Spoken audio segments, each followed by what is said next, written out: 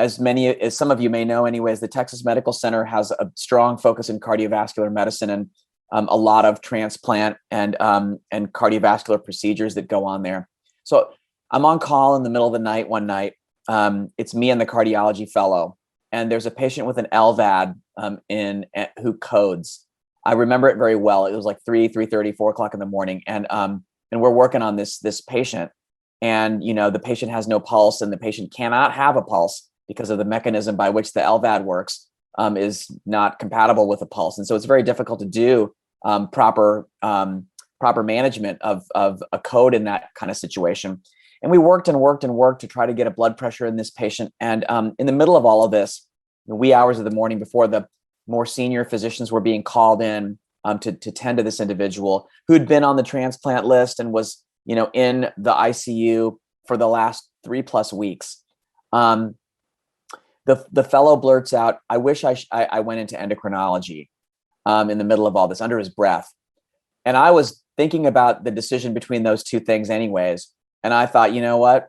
I'm not doing this. I'm not going to make this mistake. I want to prevent people from being in situations like this by treating underlying factors. That's what my research is going to focus on. That's what I think the important thing right now is. And that's when I decided to focus on diabetes and obesity. And that's when I decided to do endocrinology as a fellowship. Then for me, it became easy to choose UCSF because I knew I wanted to be in basic science.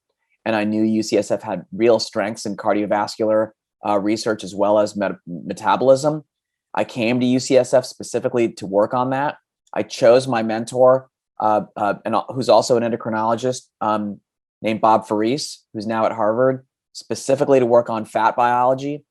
And then the arc closes because now, since developing my own research program and opening my own lab, which has been in place for just over 10 years now at UCSF, we work on neurophysiology of appetite regulation and obesity, focusing on cells called microglia in that process.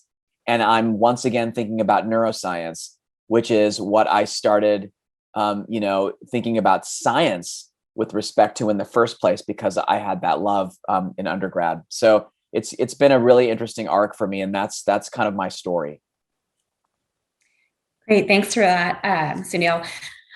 So we talked about this a little bit, but what advice do you have for fellows who would like to pursue an academic research career? What are some things specifically they can do in fellowship to help prepare for an academic career? I know we talked a lot about mentorship. That was brought up this morning as well. So can you talk a little bit about that? Yeah. So I think in the interest of time, let me do it as sort of bullet points. The first main thing that you need to do is be true to yourself and be transparent. And I know it's tough because until fellowship, you've been in the mode of trying to be the best and stand out and show people how serious you are about an academic trajectory.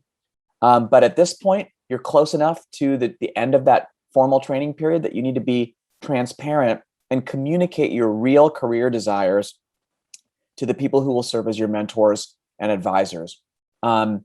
And the reason I say that you need to be true to yourself is because if you want to do an academic career, you need to define what that means. You need to know whether that means medical education, whether that means health services research, whether that means team science, because you don't want to be the person writing grants for a living, but you do want to be engaged in scientific inquiry, whether it's clinical or otherwise, but be part of a larger structure and help push those projects forward.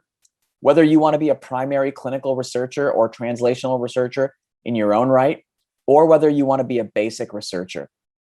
And based on thinking about that and communicating those interests, you should seek out the proper mentorship.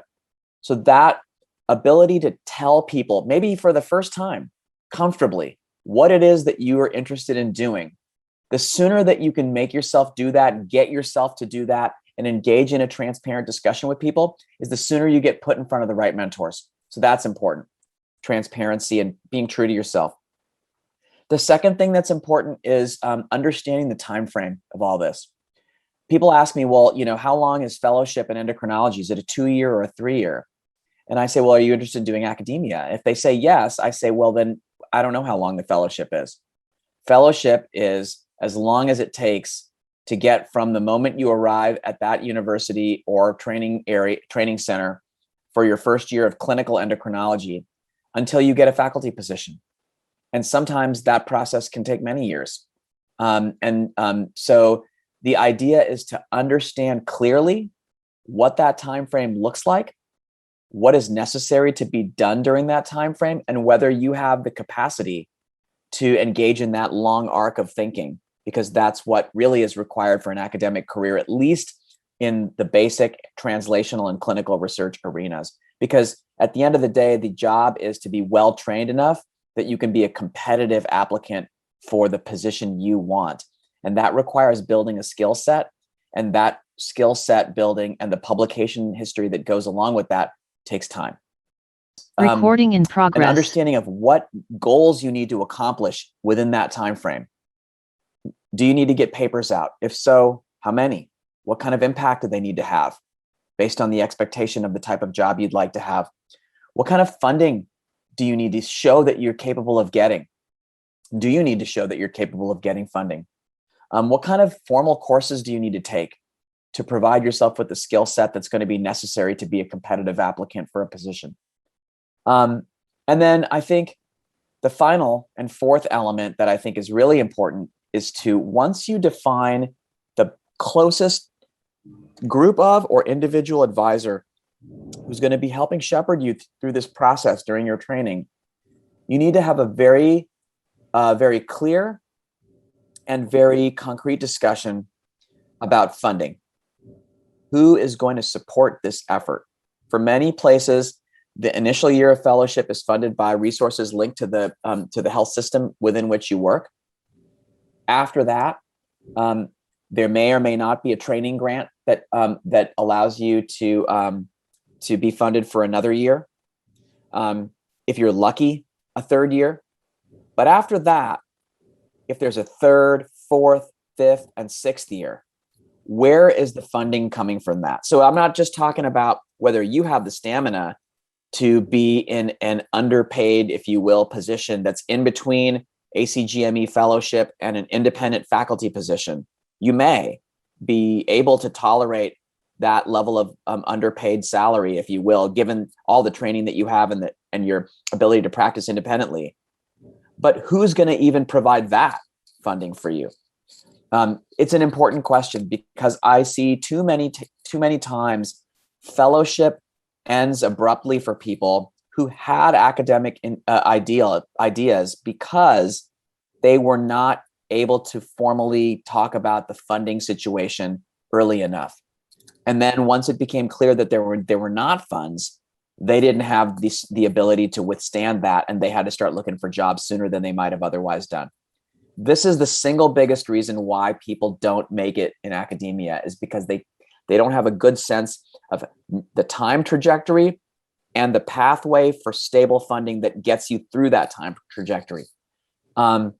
So when do you need to apply for a K award? How do you need to make sure that K award is effectively put in and well written? What other funding opportunities are there?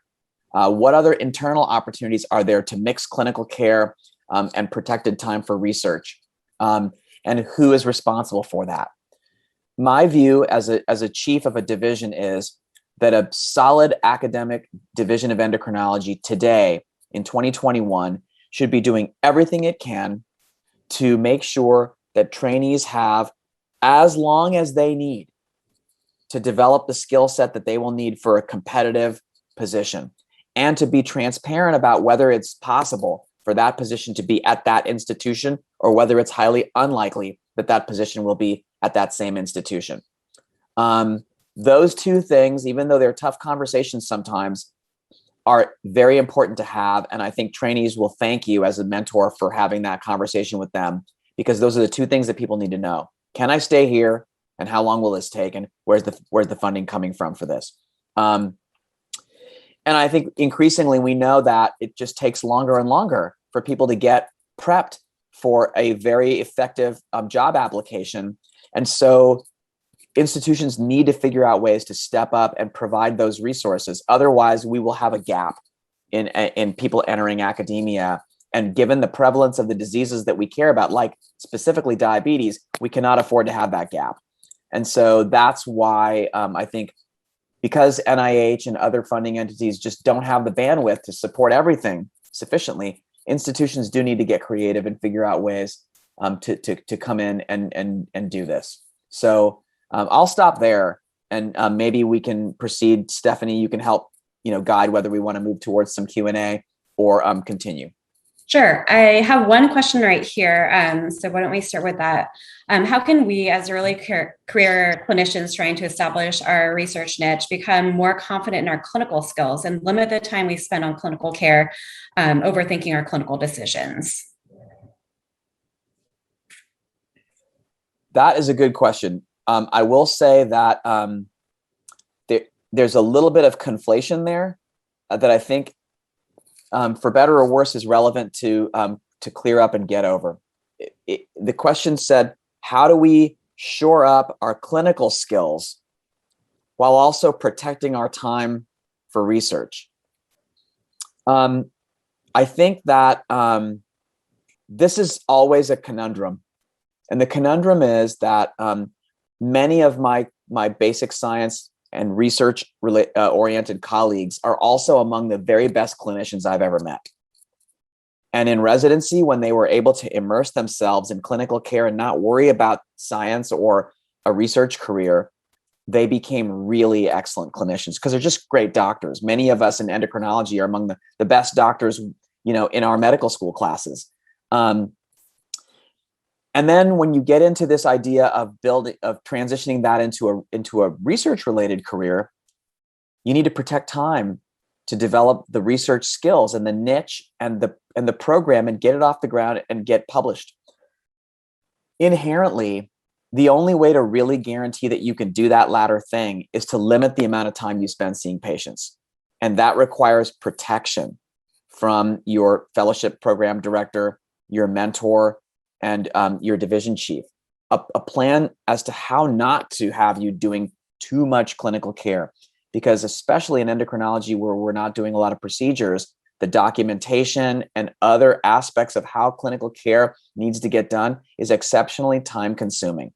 And if you subject yourself to things like call and holding pager a lot of the time for outpatient, related issues, covering other services, doing e-consults and all of that sort of stuff, if that time mounts up, you'll never be able to get back to really immersing yourself in the next thing you need to be doing now, which is immersion in your science and your research. So what ends up happening, and I think it's completely natural and it's okay, is that your clinical skills will sort of stabilize and not continue to advance for that time, but your research skills will zoom forward during this time. And then after you get a position, you'll be able to catch back up those clinical skills. But this is also a chance for you to identify in yourself whether you feel comfortable with that. Some people will say, if I don't have top-notch clinical skills and have my hands-on with patient-related needs all the time, every week, I won't feel satisfied. Well, that's great information. That may mean that you put research in the back seat, focus on a career that's more linked to medical education or team science, where direct clinical care is the primary focus and remains so. On the other hand, if you feel relieved that you now have time to breathe and focus on your research, then that means you should make sure that you continue to do everything you can in the next 10 years from that point to protect yourself from doing any clinical work beyond what is minimally necessary to keep basic skills and your position within your division. I can't emphasize enough how important it is to protect your time from doing excess clinical work when you're trying to get your research off the ground. Okay. We don't have any more questions. And I think there's one more popped up here. Could you please elaborate on the role of team science? I have basic science experience, but cannot be API due to visa restrictions. How can I use my basic science skills in academia?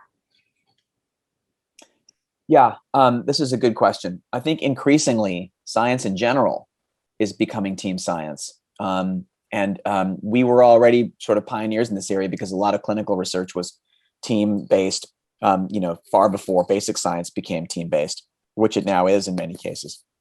And so every clinical research project needs physicians to conduct the studies, adjudicate data, process samples, analyze data, and it's completely okay to be a part of those projects and listed as a so-called key personnel on somebody else's funded project, even if you cannot write one of these grants yourself because of restrictions. You can be on somebody else's grant. And serving as a co-investigator or a key personnel on somebody else's grant is the best way to get started being part of a team infrastructure, understanding what your individual deliverables will be. I think it's also useful to ask the clinical researchers in your institution whether they need help. And if they do, how can you be a part of that? And integrate yourself within the research infrastructure, even if it's at the level of recruiting patients. It's a start. It gets you in the door. Learning about who's writing the IRB applications for the clinical research that's going on at your institution, and seeing if you can help them write the IRB proposal. Because learning how to write IRBs, get them approved, that's a major part of team science. And if you can learn that skill set while in fellowship, that will be tractable. Learning procedures. If, for example, you need to do a certain kind of biopsy, learning how to do those procedures makes you indispensable sometimes for clinical team research, because you can do very easily the key procedure that they need to do on all the subjects that they recruit. These are very useful tricks to get involved in team research. And then data analysis tools. If you learn how to use R, if you learn how to use Stata, if you learn how to use REDCap, these are all tools that will be very beneficial in integrating you into a team-based science approach, because you know how to use the data analytics modalities that are central to doing all the back-end analysis that's going to be required in that project. And they can always put a portion of the analysis onto you because you know how to operate and are facile with the programming and the analysis mechanisms that are all computer-based these days. So I think that's another really good way. All right. Thank you so much for your time, Sunil. I really appreciate it. Well, I would just say that if anybody has any further questions, they can contact me directly through email if they'd like. I'm always available for questions from fellows and trainees. And I think that this is a really important decision-making node if you're thinking about academia, and seek out all the support you can to get as much direct insight into your specific decision-making process as you can get. And I'm happy to point you in directions, even at your own institution, if I know folks there. So thanks for taking the time to join us.